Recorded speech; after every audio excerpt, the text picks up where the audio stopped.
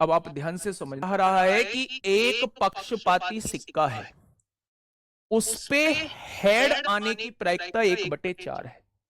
कभी एक सिक्के पे हेड आने की प्रायिकता आपने देखी है 1/4 होती है, 1/2 होती है।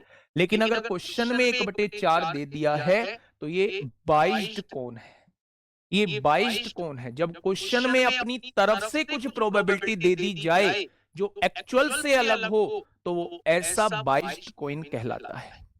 बाइज्ड कॉइन कहलाता है, यानी भाई साहब ये मैनुअली हम आपको बता रहे हैं, सच्चाई से इसका कोई लेना देना नहीं है। ठीक है मेरे भाई। अनबाइज्ड का मतलब जिसका सच्चाई से लेना देना होता है।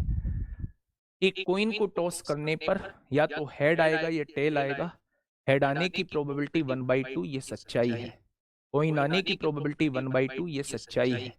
लेकिन अगर हेड आने की प्रोबेबिलिटी मैंने 3/4 दे दी या 5/6 दे दी या 7/8 दे दी तो ये सच्चाई नहीं है, इसे हम लोग बाइज्ड कॉइन कहेंगे। फिर जो सच्चाई होती है वो अनबाइज्ड कॉइन होता है, और जो सच्चाई नहीं होती उसे हम लोग बाइज्ड कॉइन कहते हैं।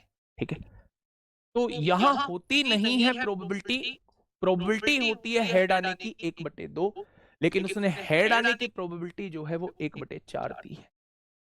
हेड आने की प्रोबेबिलिटी 1/4 है, तो हेड ना आने की प्रोबेबिलिटी कितनी हो जाएगी? 4 में से 1 घटा दो, 3/4 हेड ना आने की प्रोबेबिलिटी हो जाएगी।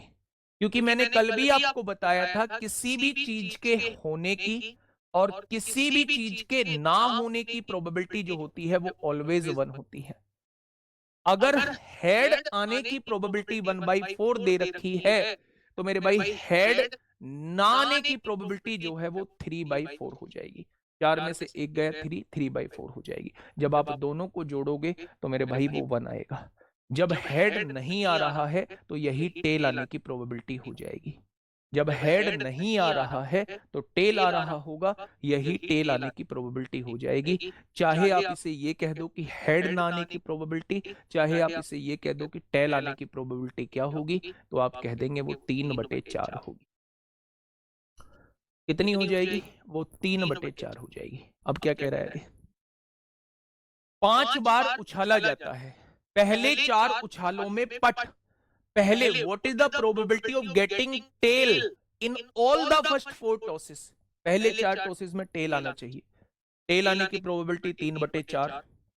पहले टॉस में भी 3/4, दूसरे टॉस में भी 3/4, तीसरे टॉस में भी टेल आना चाहिए, और चौथे टॉस में भी टेल आना चाहिए।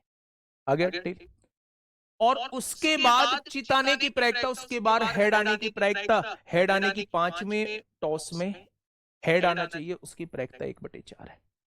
यानी मेरे दोस्त ऐसे केस में 3 तिया 9 तिया 27 तिया कितना हो जाएगा? 81 हो जाएगा।